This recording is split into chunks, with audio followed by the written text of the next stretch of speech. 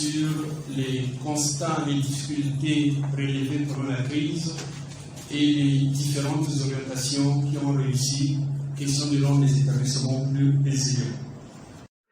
30 ans d'existence et de performance. Cela donne une expérience à partager pour les mutuelles congolaises d'épargne et de crédit, MICODEC, qui ne cessent d'engager des succès année après année. Ainsi donc, prélude à la journée dédiée à cette entreprise de microfinance de première catégorie, le jeudi prochain, 14 avril, le directeur général de MICODEC, Dieudonné Ndinga Moukala, a animé ce lundi 11 avril 2022 à Brazzaville une conférence de presse au cours de laquelle il a annoncé la tenue d'une conférence de performance devant un parterre d'institutionnels, d'ambassadeurs, de chefs d'entreprise, journalistes et experts en finance. Nous avons donc le programme de la journée MICODEC sur la performance exceptionnelle 2021 jeudi à Radisson, où il y aura une présentation sur la performance globale de MICODEC, 2 panels d'échanges et de discussions sur des thèmes précis avec les professionnels de la place. Nous aurons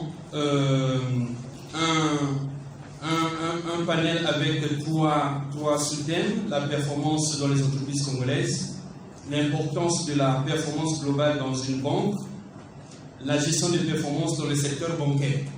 Le deuxième panel va parler des perspectives bancaires au Congo, comment réussir la performance économique et la performance sociale dans une banque, les fondamentaux d'une stratégie pour une performance bancaire.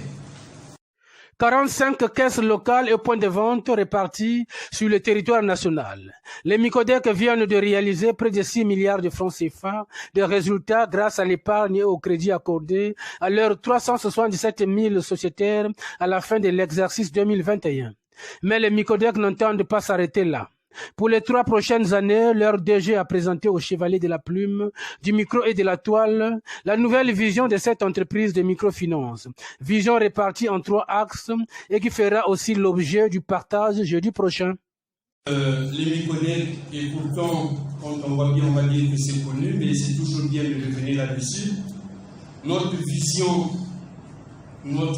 pour les 3 ans à venir, bien sûr calqué sur le plan en moyen terme 2022-2024, c'est défini sur 3 axes. Le premier axe, c'est consolider le réseau pour mieux fidéliser les sociétaires. Le deuxième axe, c'est assurer la résilience de l'entreprise face aux différentes crises. Et le troisième axe, c'est renforcer la capacité institutionnelle. Aussi, Dieudonné Ndinga Moukala, dans son mot liminaire, n'a pas manqué de rappeler les missions de MICODEC ainsi que ses valeurs. Nos valeurs sont des valeurs mutualistes.